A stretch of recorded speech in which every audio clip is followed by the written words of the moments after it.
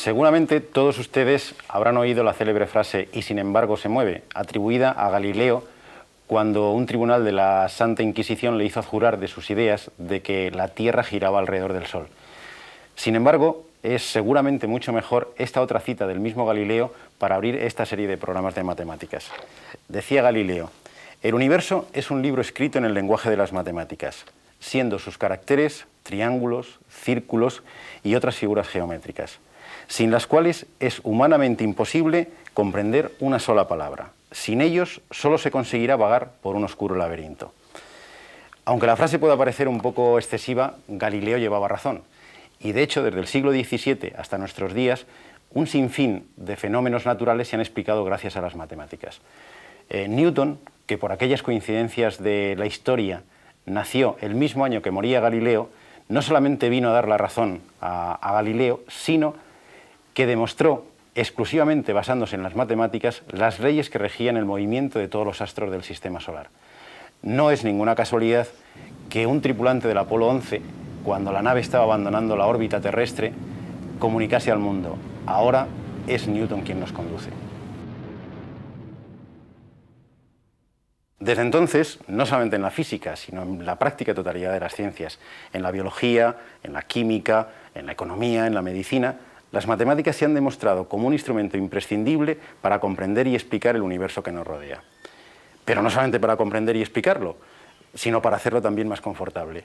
Desde el simple hecho de encender una luz, de llamar por teléfono, de calentar la comida en el microondas, hasta hacer unas fotos de la superficie de Júpiter a unos cientos de kilómetros, todo ello sería impensable sin el soporte que las matemáticas le han dado a los técnicos, a los ingenieros y a los físicos en los campos más variados.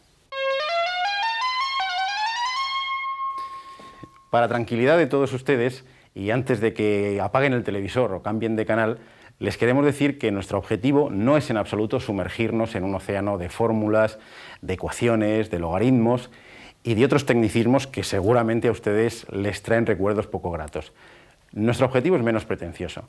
Lo que queremos es que descubran con nosotros que las matemáticas están ahí, presentes en las manifestaciones más insospechadas de nuestra vida cotidiana. Que las plantas crecen siguiendo pautas matemáticas, que los animales se desarrollan e incluso se mueven siguiendo leyes matemáticas, que las cenefas que tenemos en nuestros cuartos de baño se construyen a través de movimientos geométricos, que cada vez que arrancamos el coche, el cuentakilómetros empieza a calcular utilizando el número pi, y que hasta el azar, eso que parece tan impredecible, lo es menos si lo miramos con ojos matemáticos. Ojos matemáticos, esa es nuestra idea. Lo que pretendemos es proporcionarles de una manera sencilla y amena unas gafas que nos permitan, al igual que los lentes de infrarrojos nos permiten ver por la noche, descubrir los procesos matemáticos que se están desarrollando a nuestro alrededor. Unas gafas que, por desgracia, no se pueden comprar en ningún sitio, que están en el interior de nuestro cerebro y, como decía Galileo, no nos van a permitir salir del laberinto, pero al menos nos permitirán saber en qué punto del mismo estamos. Esto es un rectángulo. Bueno, realmente es un billete. Lo que quiero decir es que tiene forma de rectángulo. El rectángulo es una de las formas geométricas que más habitualmente aparecen en nuestro entorno. Numerosos objetos que vemos y tocamos todos los días tienen forma de rectángulo. Esta billetera tiene forma rectangular. Esta tarjeta de crédito tiene forma rectangular. Esta calculadora también tiene forma rectangular. Hay una infinidad de objetos que tienen forma de rectángulo a nuestro alrededor. La mayoría de los deportes se practican en campos que son rectangulares. Muchas de sus zonas además son a su vez rectángulos. Pero de entre todos los rectángulos hay algunos que son especialmente armoniosos, hasta tal punto que las primeras tarjetas de crédito tenían las proporciones de esos rectángulos. Aquí tenemos dos de ellos. Estos rectángulos tienen unas proporciones determinadas y una extraña propiedad. Vamos a ver cuáles son. Tomamos uno de los dos y vamos a cortar en él el cuadrado más grande posible.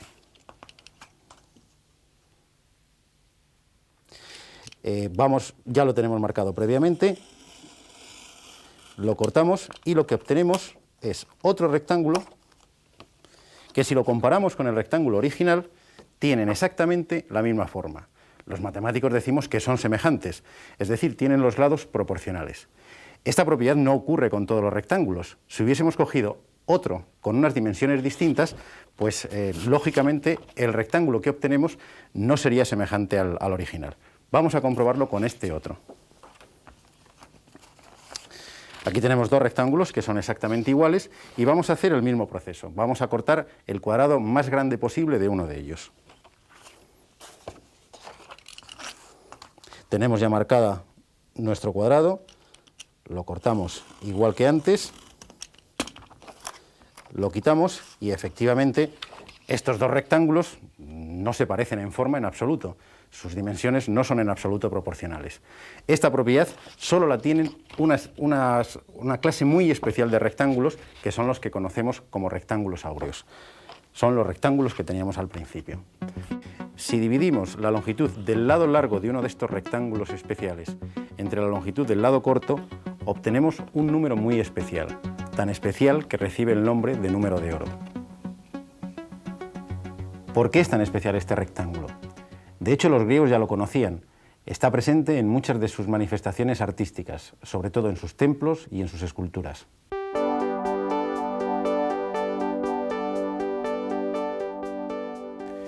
¿Cómo lo descubrieron?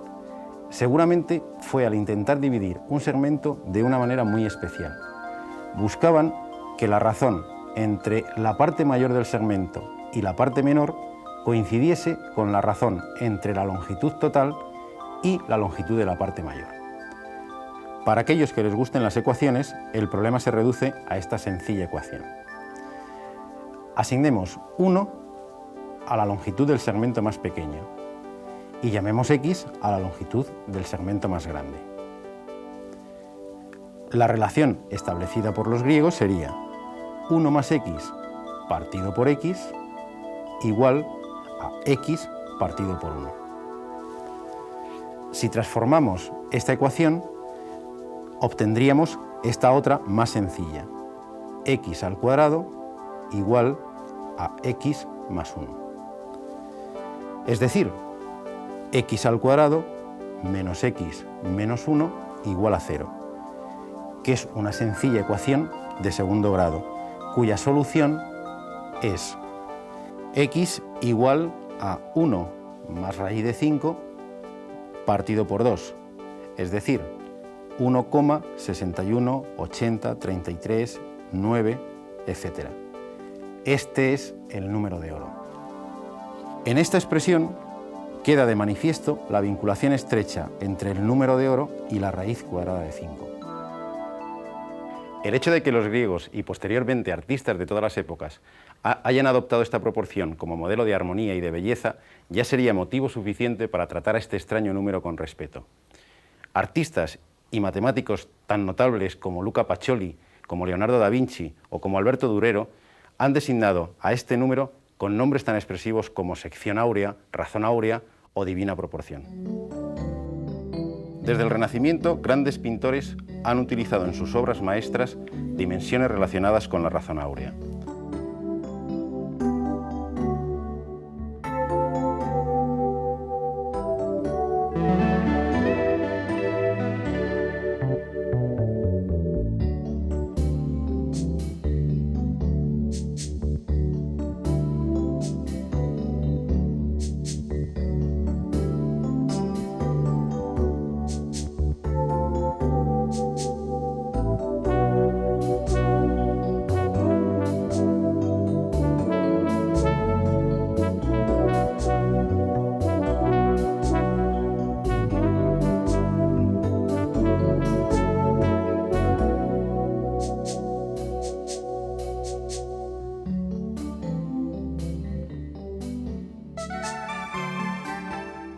Pero sin duda el caso más sorprendente es el de la pirámide de Keops. Mucho se ha especulado, y a veces con muy poco fundamento, sobre las prodigiosas relaciones numéricas encontradas en las proporciones de las pirámides de Egipto. En el caso de la pirámide de Keops, construida hacia el año 2600 a.C., utilizando más de 2 millones de piedras de unas 20 toneladas cada una, estas relaciones no parecen ser fruto de la casualidad y constituyen la primera y quizá la más espectacular aparición en la arquitectura del número de oro.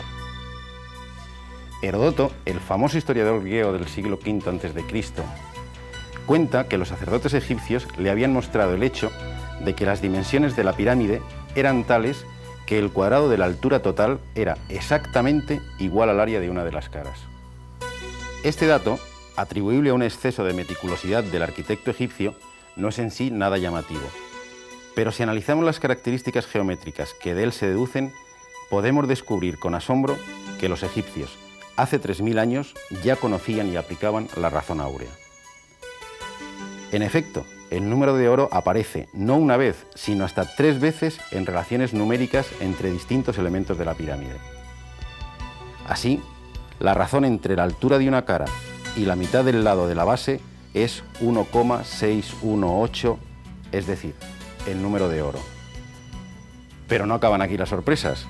El cociente entre el área total y el área lateral de la pirámide es también el número de oro. Y por si fuera poco, el cociente entre el área lateral y el área de la base sigue siendo el número áureo. Pero el número áureo nos deparará muchas más sorpresas. Antes de descubrir algunas de ellas, vamos a ver un mecanismo sencillo para construir rectángulos áureos. Comenzamos dibujando un cuadrado.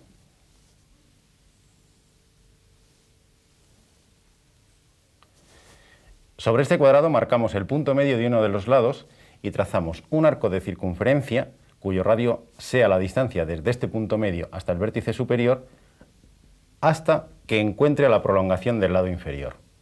Este va a ser el primer vértice de nuestro rectángulo áureo. El segundo lo obtenemos trazando paralelas a los lados del cuadrado. Aquí tenemos nuestro primer rectángulo áureo.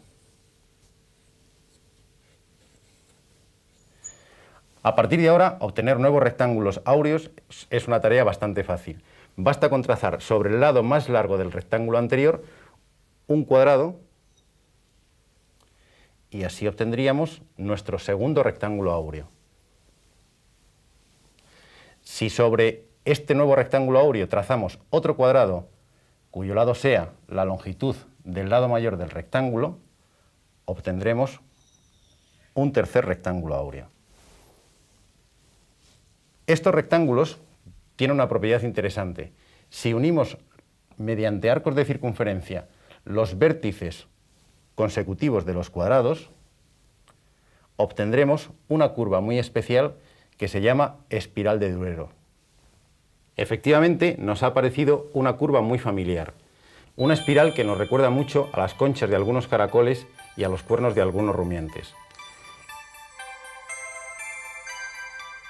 Esta espiral fue descubierta por el pintor renacentista Alberto Durero y desde entonces muchos científicos y matemáticos asocian esta espiral con el crecimiento de las conchas de los moluscos. En la naturaleza nos sorprenden de vez en cuando fenómenos de los más insospechados en que aparece esta curva. Desde una galaxia hasta un huracán parece que se sienten atraídos por la belleza de esta curva. En el mundo vegetal los ejemplos también nos dejan perplejos. Esto explica por qué muchos científicos han defendido a veces con demasiado entusiasmo que muchos animales y plantas cuyo crecimiento se produce manteniendo la forma y conservando las proporciones entre sus partes están directamente relacionados con el número de oro.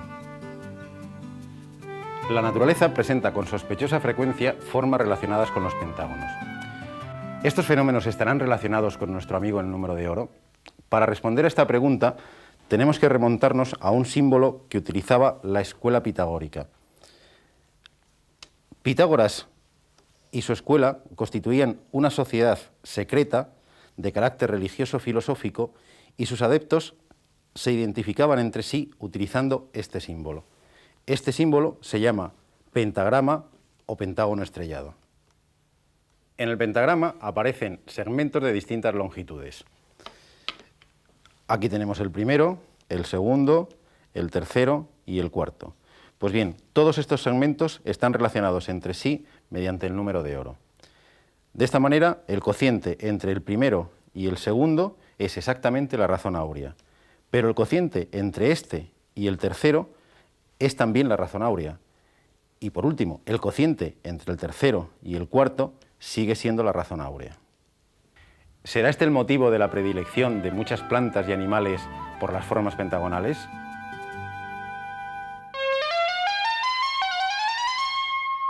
¿Existirá también un ángulo de oro?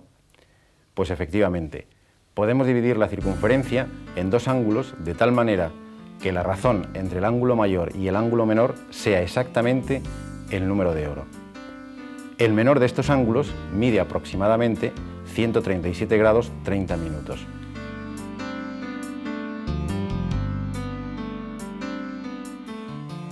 ¿Es esto un mero juego matemático? Realmente la naturaleza vuelve a demostrarnos que no. Las ramas de los árboles crecen con demasiada frecuencia buscando un ángulo que se aproxima mucho a este ángulo ideal. Y parece que hasta las gallinas conocen la existencia del número de oro. Vamos a comprobarlo midiendo estos huevos. Vamos a dividir la altura máxima, en este caso 6 centímetros, entre la anchura máxima del huevo, 4,3 centímetros.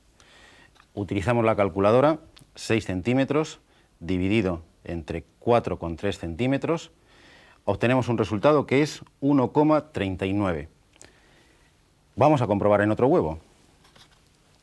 Dividimos la altura, en este caso 5,8 centímetros, entre la anchura máxima, en este caso 4,3 centímetros, 5,8 dividido entre 4,3, obtenemos un resultado de 1,35.